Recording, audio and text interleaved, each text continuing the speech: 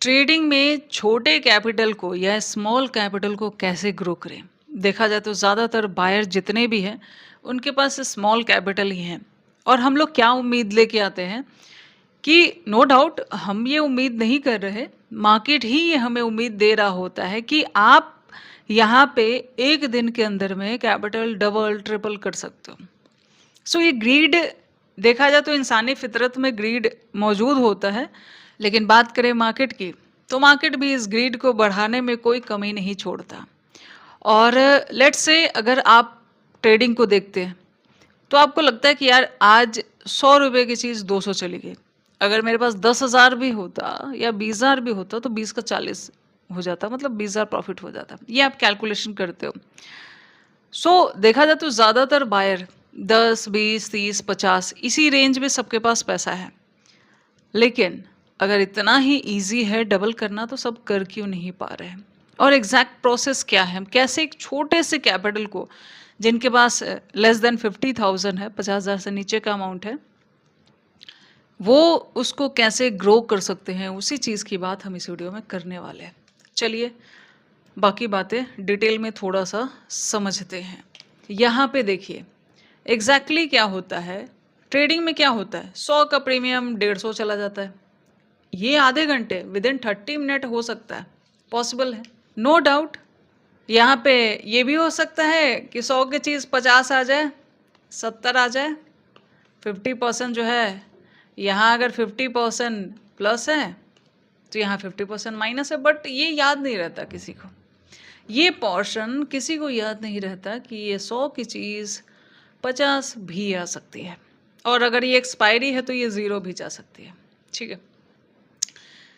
ये वाला जो हम ध्यान में रखते हैं कि 100 की चीज़ 150 चली गई, 200 चली गई, कभी कभी बहुत अच्छा ट्रेंडी है तो 300 भी चली गई, तो हमारे दिमाग में क्या रहता है कि अगर यार 10,000 भी रहता, 10K भी रहता, तो उस पर 10K का प्रॉफिट होता।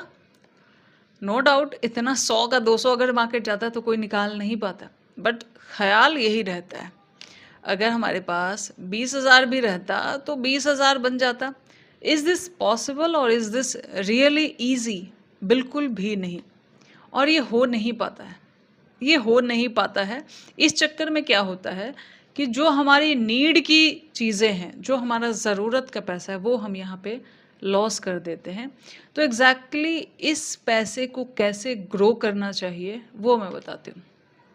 सबसे पहले चीज़ देखो, अगर हम कोई भी ट्रेड ले रहे हैं तो क्या गारंटी है कि वो पॉजिटिव होगा, नेगेटिव नहीं होगा? पॉजिटिव होगा, इसकी कोई गारंटी है नहीं। पॉजिटिव भी जा सकता है, नेगेटिव भी जा सकता है।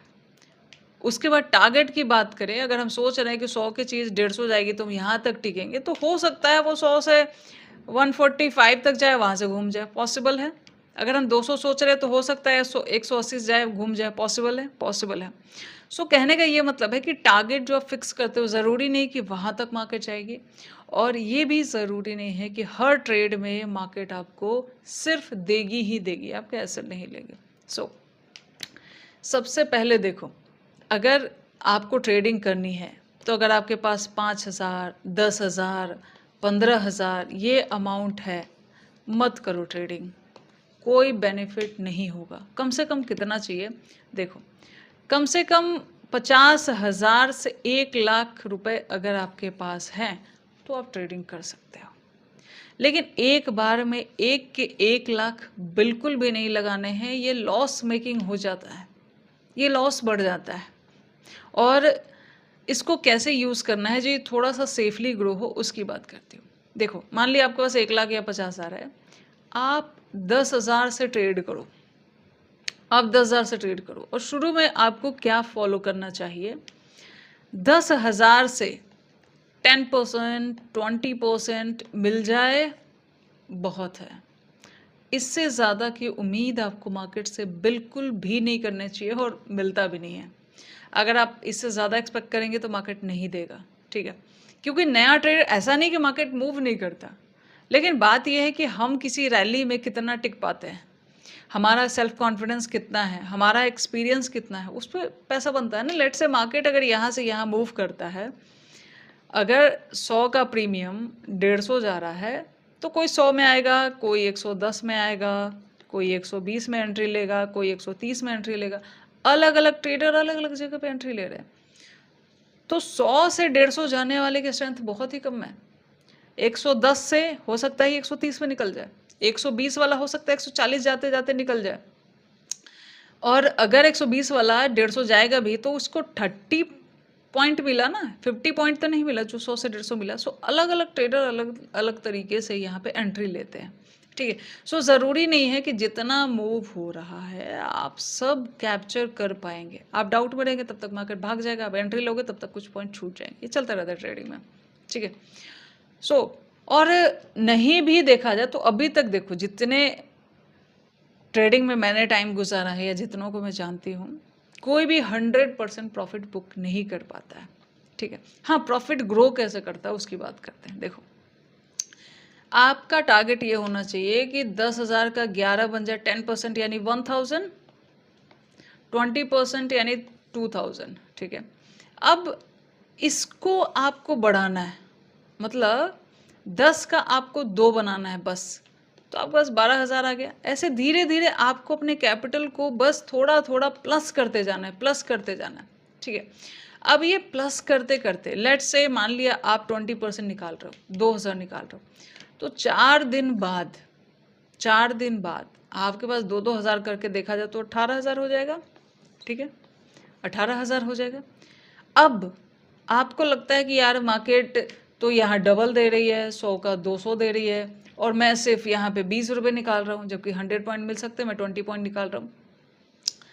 इस पैसे को पहले तो कुछ भी आपका कितना भी ग्रीड बढ़े, आपका मार्केट आपको बताए कि यार एक दिन में अगर 10,000 से मान लिया आपको मार्केट ग्रेड दिखाए कि यार 10,000 लगा रहे हो, 2 ही कमा रहे हो, 1 लाख लगाते 20,000 कमाते, भाई 20,000 कमा तो लगे, गवाओगे उतना भी ना, एसएल भी तो उतना ही रहेगा। सो एक बार में इतना वैसा मत लगाओ, 10 से ट्रेड करो, 2-2 हज़ार करके। अब जब ये 18 हो जाता है ना, अब आपको इसको डबल करने का अगर सोचना है तो आप यहाँ पे देखो, जितना बड़ा हम टारगेट रखते हैं ना उतना ही एसएल भी बढ़ जाता है। अगर हम स्कैल्पिंग करते हैं तो छोटे पॉइंट निकालते हैं, तो छोटे पॉइंट में हमें एग्जिट भी हो जाता है, उसमें हम ज़्यादा होल्ड नहीं करते। लेकिन जब हम थोड़ा बड़ा टारगेट एक्सपेक्ट करते हैं तो हमें क्या करना होता है, उस केस में एसएल भी थोड़ा सा बड़ा हो जाता है।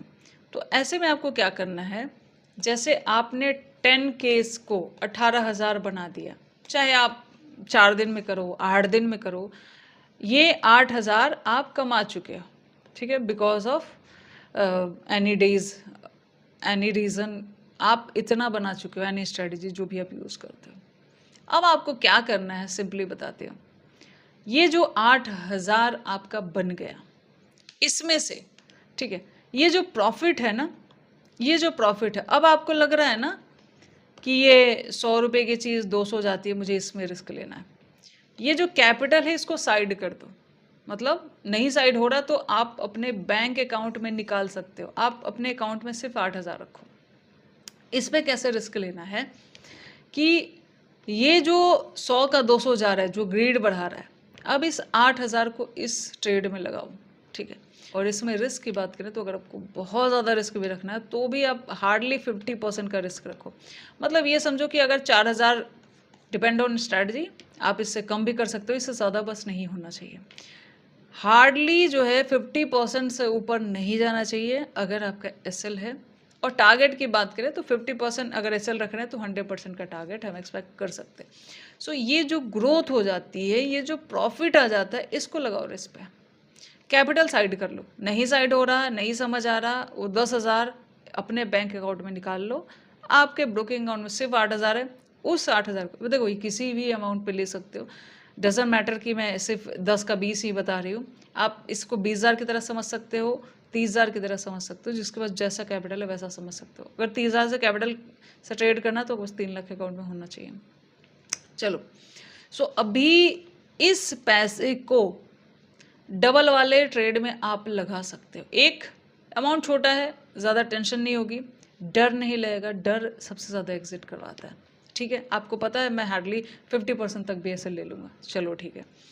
और अगर 50% एसएल चला जाता है, फिर ये मत सोचो कि यार मैंने इतने दिन मेहनत करके इसको 8 बनाया और मार्केट इसको 4 करके चली गई, ये 4 ले गई और 4 ही बचा है, थोड़ा बहुत ब्रोकरेज काट के हो सकता है उससे कम भी हो।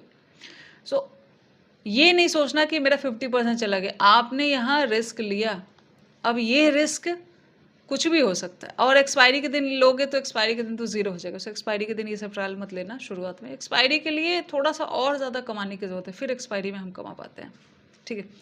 सो अब अगर इस ट्रेड में आपका 50% लॉस हो जाता है तो फिर आपको इस तरीके को रोक देना है, वापस अपना वही 2-2 हज़ार वाला जो ट्रिक चल रहा था थोड़ा थोड़ा निकालना, उसको फॉलो करो, ठीक है।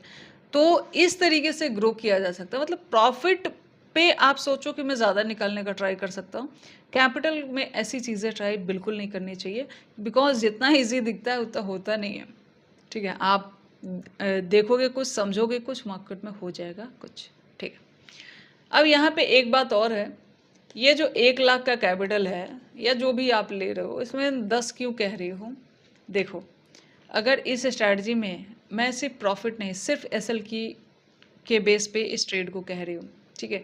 अगर मान लिया यहाँ 2,000 लॉस भी होता है, आप फिर इसमें से 2,000 डाल के मतलब फिर से इसको 10 करके ट्रेड करोगे, ठीक है। सो ऐसा नहीं होगा ना कि सिर्फ प्लस होगा, लॉसेस भी हो सकते हैं। सो जो लॉस के टाइम पे आपका रिस्क कम है, उस पे पहले फोकस करना चाहिए, ना कि सिर्फ प्रॉफिट पे। सिर्फ प्रॉफिट पे फोकस करने वाला मैंने ऐसे भी देखे हैं कि लोग 1 लाख लेके आते हैं, 2-3 दिन के अंदर मार्केट को देके चले जाते हैं, बिकॉज सबसे ज़्यादा दिमाग खराब तभी होता है जब पहला 20,000 20% में, 1 लाख का 20%, अगर 10 का 2 हुआ तो 1 का 20 हुआ ना। सो इतना एसएल जाता है ना, उसके बाद जो 80,000 होता है उसको मार्केट लेने में फिर टाइम नहीं लगाती, बहुत ईजिली ले लेती है। सो सिंपली इसलिए कैपिटल को छोटा करके यूज़ करो और प्रॉफिट को ग्रो करने का ट्राई करो, कैपिटल को थोड़ा सा बढ़ाने का ट्राई करो, ठीक है। जब थोड़ा प्रॉफिट बढ़ जाए देन फिर उस पर हम ग्रोथ सोच सकते हैं। So all the best, thank you, studio को ये मन कर।